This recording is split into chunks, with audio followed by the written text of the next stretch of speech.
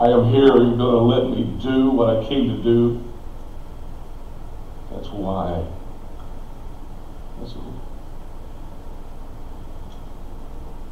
Somebody wants us to gather Thursday night.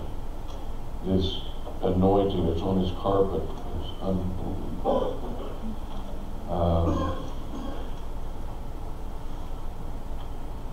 My body is still quivering. I can't control very well, but I'd rather he be in control. There's somebody, because he said, preach on freedom, things that could control you. It is for freedom that Christ has set us free. Stand firm, therefore, and do not submit again to a yoke of slavery. My dear sister, it's like she just testified. It feels pretty good to be free, doesn't it? By the way, the names of the people that testified. Shout your name out. Some of us don't know you well yet. My name is Bobby Jean. Bobby Jean what? Phillips. Phillips. Michael, tell him your name. Michael. Michael, did you hear that? Who else testified? Shout him your name.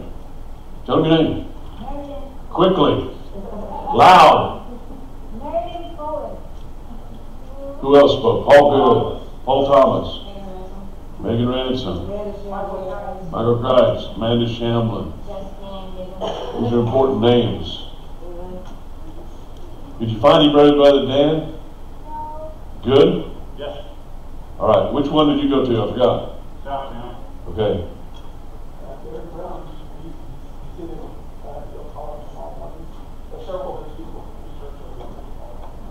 Tomorrow night? He'll be here? Is he got church right now? Tomorrow? He won't be here tomorrow night? He's out of town. Okay. I put his, okay. All right. Look, I, Paul, say to you that if you accept circumcision, Christ will be of no advantage to you. I testify again to every man who accepts circumcision that he will be obligated to keep the whole law. You're severed from Christ. You who would be justified by the law, you've fallen away from grace. But through the Spirit, by faith, we ourselves eagerly wait for the hope of righteousness. For in Christ Jesus, neither circumcision or uncircumcision counts for anything, but only faith working through love. It is for freedom that Christ has set us free. What is being free? Our sister, Bobby Jean, right? Yeah. She just testified about being free. What does being free mean to you?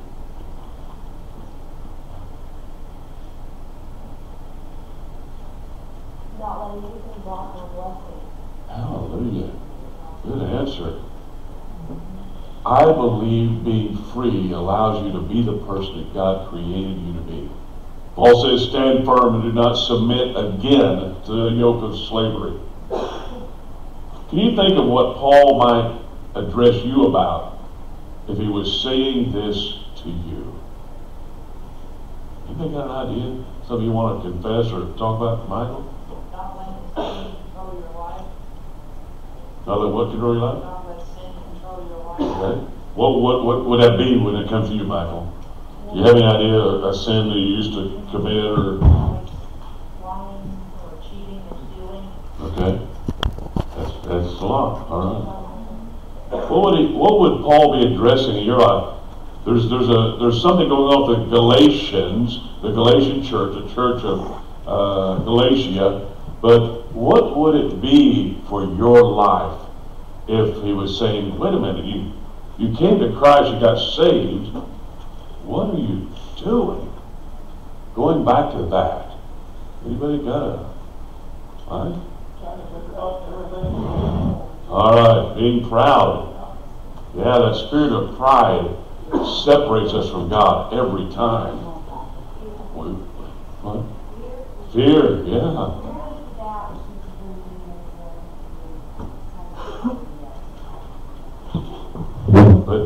fear actually paralyzes us, doesn't it? Or it causes us to do things we wouldn't normally do. Or it causes us to stay home. Causes us not to show up. Causes us not to engage our life that God's created for us. Anybody else got another word you want to throw up? Yeah? I know the difference between having empathy and feeling sorry for people that aren't trying to help themselves. Okay. And I have a really bad habit of feeling sorry for people who absolutely have no want to change, and I give them that day, end up blocking my blessing. Okay. We drown together. Come on, you encourage each other. Katrina, thoughts? Yeah, they sure can. What does every action start with? A thought. So that's the beginning place. Good. Works of the flesh. Give me one. Adultery. Well, that's working overtime. I mean, you got past the thought, you got past the first meeting, you got past the words you should have never said, and yeah, you're just fully engaged, right? With adultery. No, I mean you're not now, but I mean that's word. Don't mess with me. Yes. Amen. Yeah, emotional stress, and so you worry and fear, and yeah, some of the sins that are made in the Bible, when the Bible says this group of people will not enter heaven, they are a multiplicity. That's why it says that the blood of Jesus will cover a multitude of sins. If a person's actually out there engaging in a major, what we would call one of the major sins, they've got 100 of them going on. They haven't even paid attention to. You see what I'm saying? So Satan takes us over, and because when you get to the murder and stealing, killing, the adultery, and the major stuff like that, it's like we've committed so many sins before that it's not even funny. But so we can be free from that. Good. So can you think what we already did this? If he was saying to you, what was wrong with circumcision for the Galatian church?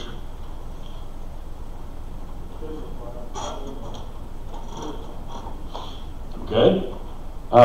It was a form, though, of going back for another form of worship. It was denying the grace of God and going back to what I used to do, the way we used to do it. Yes. In the Old Testament, the Jewish people, that's where circumcision began.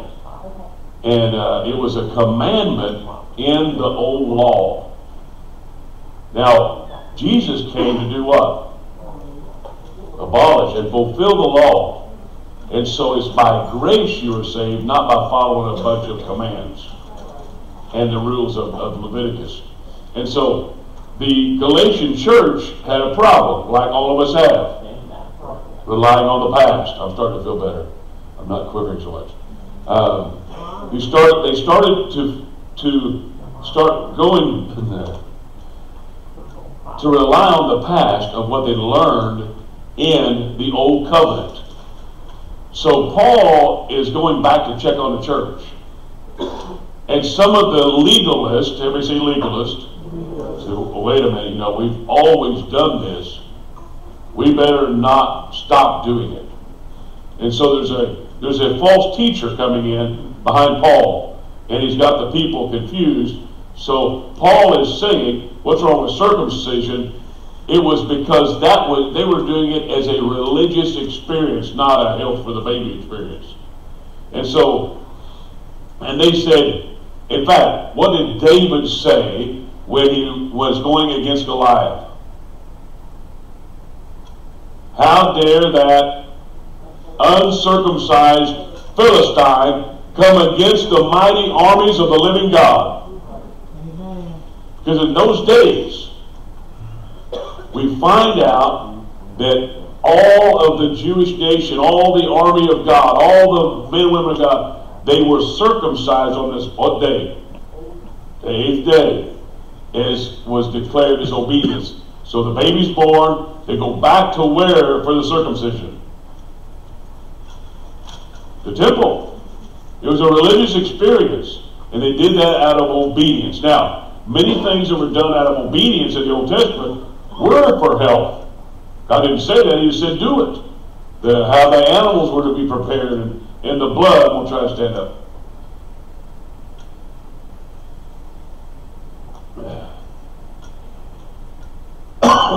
And so the animals were prepared a certain way. But God didn't say that this is for your health. It's going to be health to your bones and long life and all. But obey me. Obey the things that I've said. I'm not going to go saying. So it's for freedom that Christ set us free. And what does free mean to you? We talked about that. What was wrong with circumcision? It was going back to an old practice that Christ had done away with. So we talk about going back to old practice, and some of you talked about sins of the flesh, sins of things that you were doing, that you were putting before God. And so they're putting this circumcision back in order to be above Christ. And there's something. So what's the difference between justification by the law or justification by grace? Talk to me. Hi, Jonathan. What's the difference? What's the difference between justification by the law or justification by grace?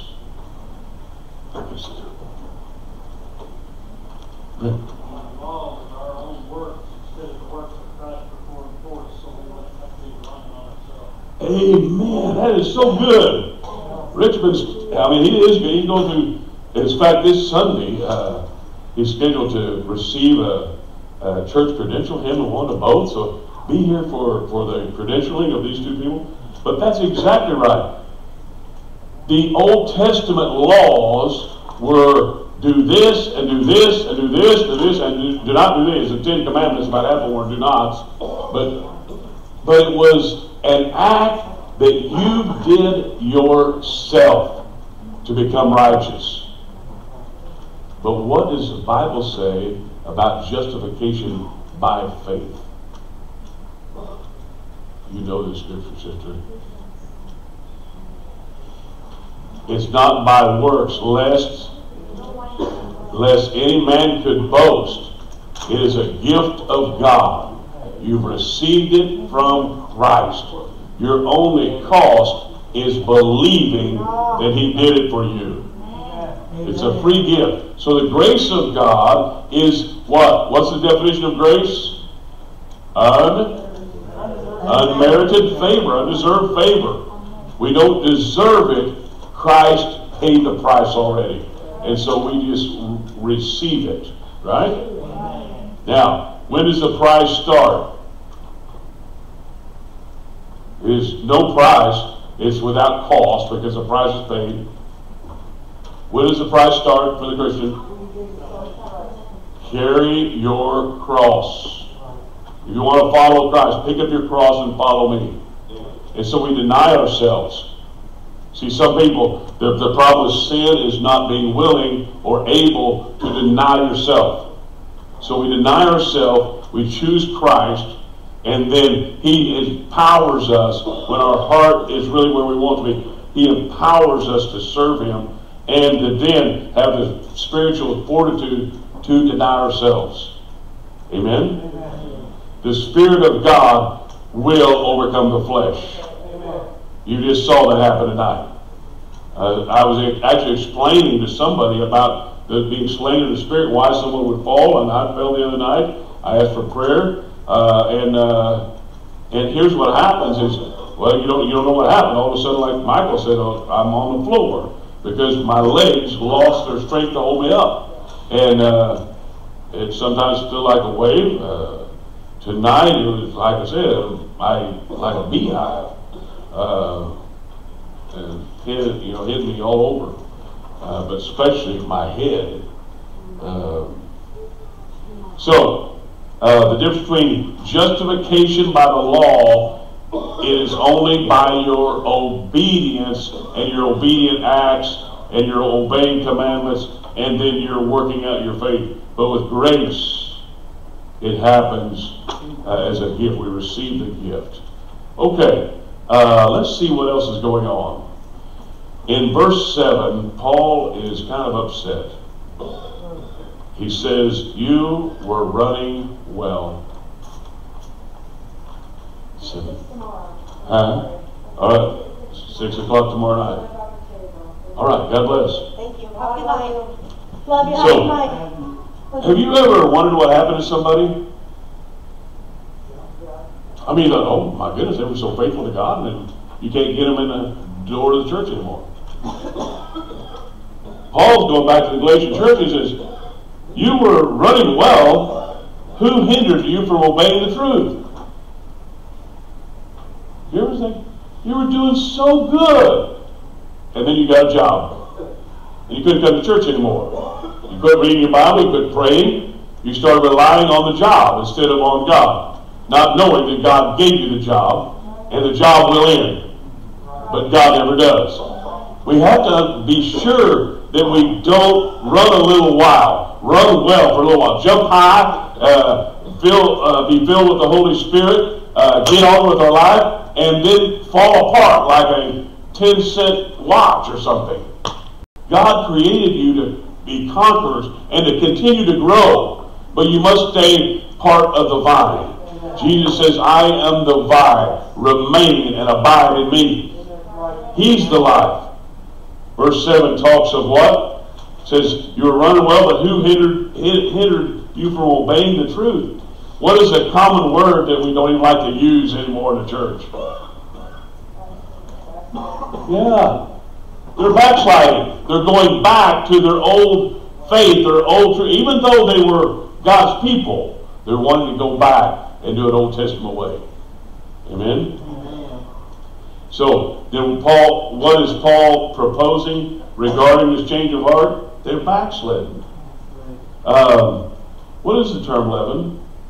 I spelled it wrong. It's L-E-V. But what is the term leaven?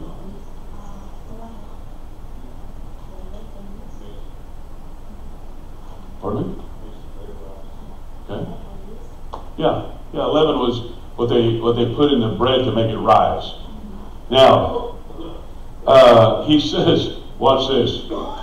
A little leaven leavens the whole lump.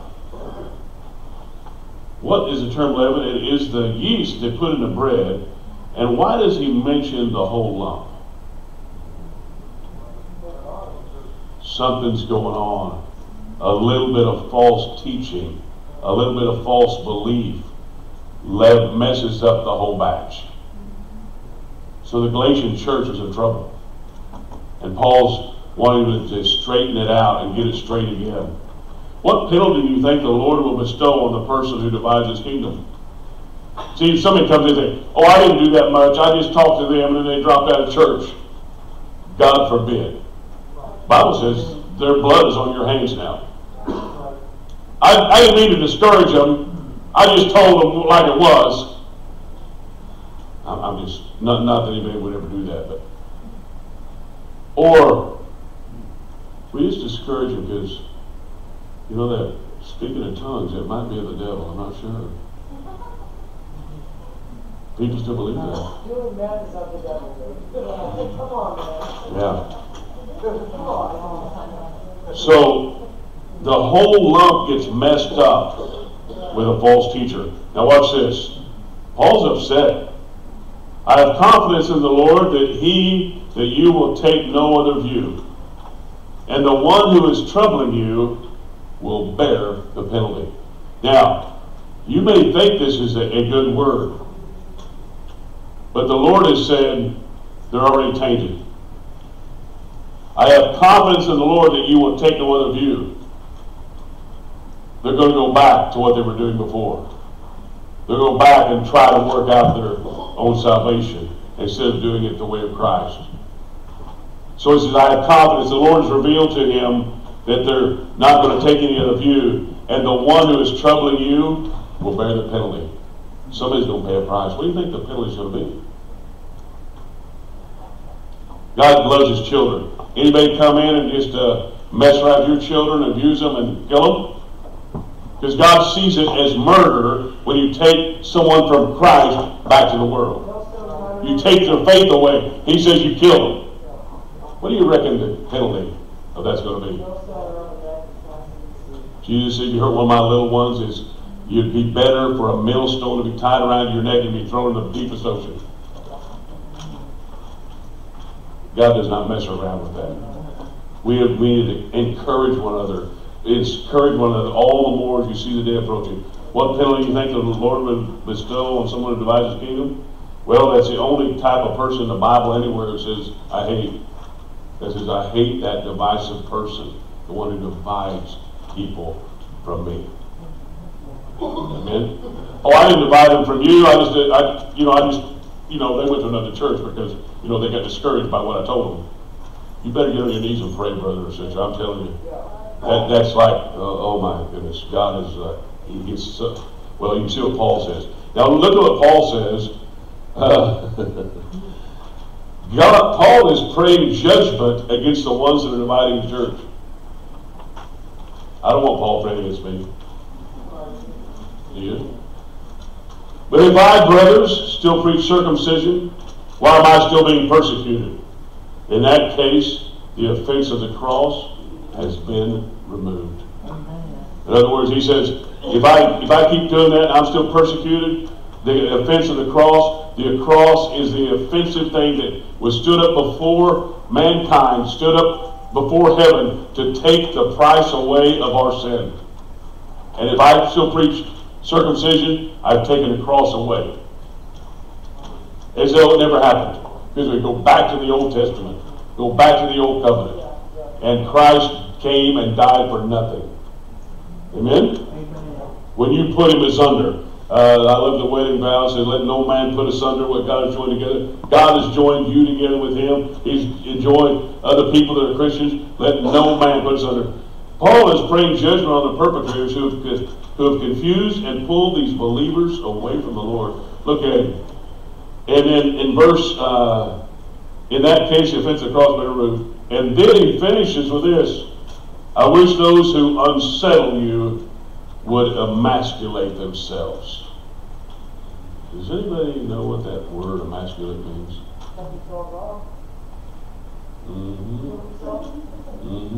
Some of you ranchers know what it means? Castrate. Castrate.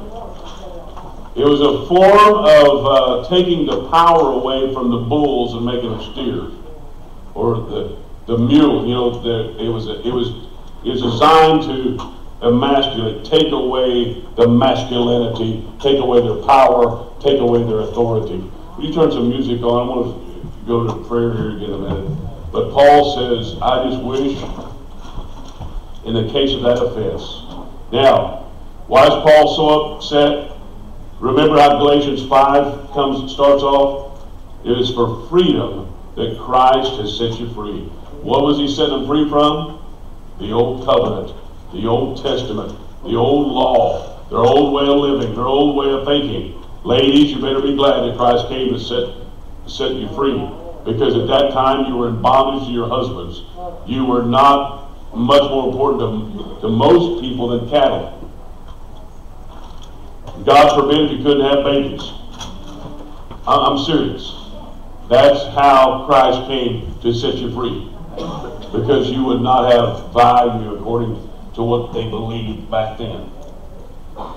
Stand with me, please.